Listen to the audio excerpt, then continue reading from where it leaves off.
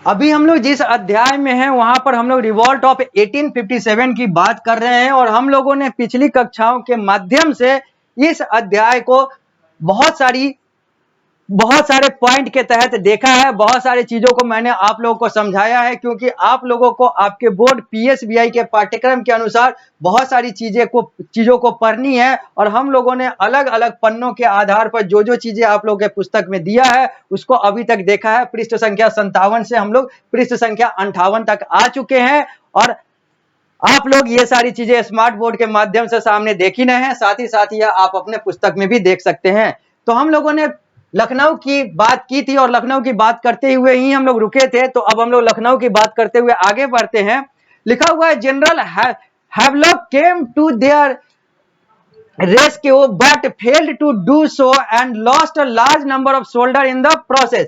अब general Havelock को जो लखनऊ को का जो नुकसान हुआ था उसको सही करने के लिए, लखनऊ को फिर से कब्जे में नियंत्रण में लेने के लिए भेजा जाता है अंग्रेजों के द्वारा, लेकिन वो असफल हो जाता है और उसके बहुत सारे जो सैन्य बल हैं, जो सेना के लोग हैं, वो सारे जो हैं वो मारे जाते हैं।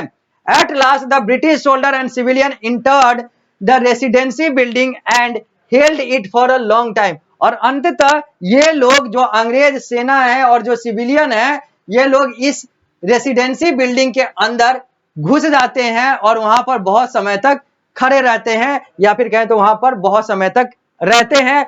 लखनऊ वाज रीऑक्युपाइड इन 1858 और 1858 में लखनऊ को फिर से अंग्रेजों के कब्जे में ले लिया जाता है by British forces led by general Campbell. और उस समय जो ब्रिटिश फोर्स का नेतृत्व करता था वो जनरल कैंपबेल था।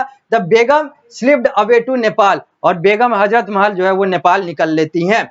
अब हम लोग बात करेंगे झांसी की, यानी कि अब रानी लक्ष्मीबाई वाले क्षेत्र की बात करते हैं।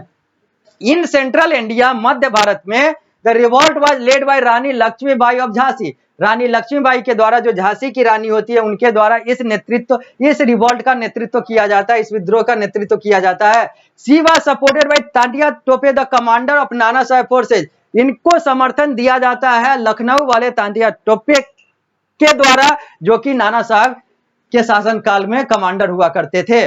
Both of them put up stiff resistance against the British. दोनों ने मिलकर अंग्रेजों के खिलाफ अच्छे तरीके से लड़ाई लड़ी। However when all the chances of victory ended the Rani escaped and joined Tantia Tope at Kalpi. हालांकि जब रानी लक्ष्मीबाई जब बहुत अच्छे से साहस से लड़ी, लेकिन उनको बाद में लगा कि अब मैं जीत नहीं सकती हूँ, अब मुझे पकड़ लिया जाएगा, जेल में डाल दिया जाएगा, फांसी पे चढ़ा दिया जाएगा, मार दिया जाएगा। तो उस समय क्या होता है, तो वही लिखा हुआ है, however when all chances of victory ended, जब लगा कि अब मुझे सफलता जीत नहीं मिलेगी, तो रानी लक्ष्मीबाई एस्केप्ड, रानी लक्ष्मीबाई निकल जाती है, भाग जाती हैं और तांतिया टोपे के साथ कालपी में इकट्ठे हो जाती है, यानी तांतिया टोपे के साथ कालपी में जुड़ जाती हैं।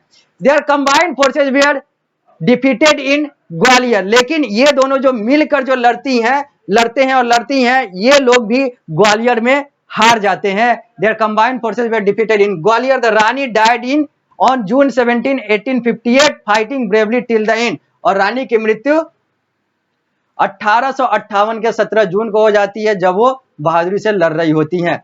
After her death Sir Hugh Rose the British commander paid her the highest compliment when she said that she was the only man among the rebels। अब यहां पर क्या होता है कि रानी लक्ष्मीबाई की मृत्यु के बाद रानी लक्ष्मीबाई को अंग्रेजों के द्वारा एक बहुत बड़ा सम्मान दिया जाता है, या फिर कहें तो पाखंड वाला सम्मान दिया जाता है, जो बाकियों को हतोत्साहित करने वाला होता है, लेकिन एक सम्मान दिया जाता है। वही लिखा हुआ है, आफ्टर हर डेथ, रानी लक्ष्मीबाई के मृत्यु के बाद सर हग रोज, जो उस समय का ब्रिटिश कमांडर था, paid her the highest compliment, वो रानी लक्ष्मीबाई को बहुत बड़ा सम्मान देता है और कहता है कि she was the only man among the rebels. वही सिर्फ एकमात्र पुरुष थी रानी लक्ष्मीबाई। सारे विद्रोहियों में, सारे बागियों में जितने भी लोगों ने लड़ाई लड़ी भारत के लिए अंग्रेजों के खिलाफ, उसमें इकलौता पुरुष, यानी कि इकलौता पुरुष के तौर पर अगले ने रानी लक्ष्मीबाई की मृत्यु के बाद वो सम्मान दिया था। हालांकि यह कहना पुरुष की बात करके सम्मान देना कि पुरुष जो है वो ज्यादा साहसी होते हैं, ये सारी चीजें अपने आप में महिलाओं का असम्मान है और उन सारे पुरुषों का भी असम्मान है जो पुरुष होकर चीजें लड़ रहे थे। तो ये सारी चीजें एक तरीके से पाखंड थी, लेकिन हाँ ये सारी चीजें कही गई थी सर हग-रोज के द्वारा या हुग-रोज के द्वारा। Her follower burned her body lest it should fall into enemy hand.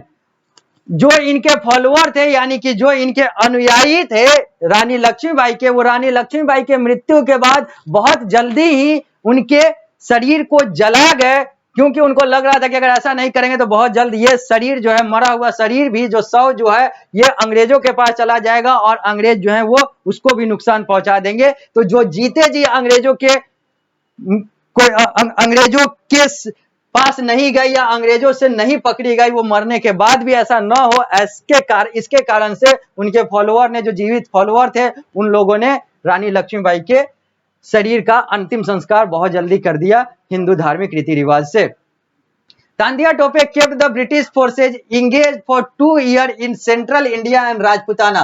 तांदिया Tope ने अंग्रेज शक्ति से, अंग्रेज बल से लगभग अगले 2 साल तक, चाहे वो सेंट्रल इंडिया की बात हो, मध्य भारत की बात हो या राजपुताना की बात हो, वहां पर इन लोगों ने लड़ा, यानी कि तांतिया टोपे ने लड़ाई लड़ी अंग्रेजों से अगले 2 साल तक। आफ्टर अ जमींदार बिट्रेड हिम, लेकिन बाद में एक जमींदार जो तांतिया टोपे का वफादार माना जाता था या फिर उसके अधीन रहता था, उसी ने तांतिया टोपे के साथ धोखेबाजी कर दी, पीठ में खंजर भोंकने वाली बात कर दी और उसी के कारण से he was arrested. Tantia Tope जो है वो अरेस्टेड हो गए, यानी कि उन्हें गिरफ्तार कर लिया गया एंड हैंग्ड ऑन अप्रैल 1859। और 18 अप्रैल 1859 की बात है जिस दिन उन्हें फांसी पर अंग्रेजों के द्वारा चढ़ा दिया गया। अपनों ने ही इन्हें मरवा दिया। अब हम लोग बात करेंगे बिहार की, अंतिम या फिर अगले केंद्र की, द रिवॉल्ट ऑफ 1857 की, जो आप लोग को इस अध्याय में पढ़ना है। In Bihar the rebellion was led by Kunwar Singh Raja of Jagdishpur and his brother Amar Singh. Bihar की बात करें तो बिहार में the revolt of 1857, Indian mutiny, sepoy mutiny, the great Indian revolt, the first war of Indian independence, ये सारे चीज जो है इसका नेतृत्व कुंवर सिंह के द्वारा किया जाता है, जैसा हम लोगों ने पहले भी बात कर रखा है इस अध्याय में, जो कि राजा थे जगदीशपुर के, और उनका साथ उनके भाई अमर सिंह के द्वारा भी दिया जाता है। दे were supported by a commander पीर अली, और इन दोनों का समर्थन उनके कमांडर पीर अली के द्वारा भी होता है। They had many encounters with the British and took over Azamgarh. अब ये लोग बहुत सारे लड़ाई जो है अंग्रेजों के साथ लड़ते हैं और आजमगढ़ पर कब्जा भी होता है, नियंत्रण भी होता है। लेटर ऑन, बाद में कुंवर Singh joined Nana Sahib but received a fatal wound while fighting and died in April 1858। बाद में कुंवर सिंह जो है वो नाना साहब यानी कि कानपुर वाले के साथ जुड़ जाते हैं, लेकिन बाद में ये लड़ाई करते करते बहुत ज्यादा जख्मी हो जाते हैं और अप्रैल 1858 में इनकी भी मृत्यु हो जाती है। In the last battle of Jagdishpur, Jagdishpur के अंतिम युद्ध में the British soldier were routed after Kunwar Singh death his younger brother Amar Singh fought till December 1859। और कुंवर सिंह के मृत्यु के बाद जो इनका छोटा भाई अमर सिंह था वो भी 1859 के दिसंबर तक बहुत बहादुरी से लड़े और अगले ने भी अंग्रेजों के साथ बहुत अच्छे तरीके से लोहा लिया और अपने साम्राज्य को, अपने क्षेत्र को बचाया, अंग्रेजों से अपने आप को बचा कर रखा।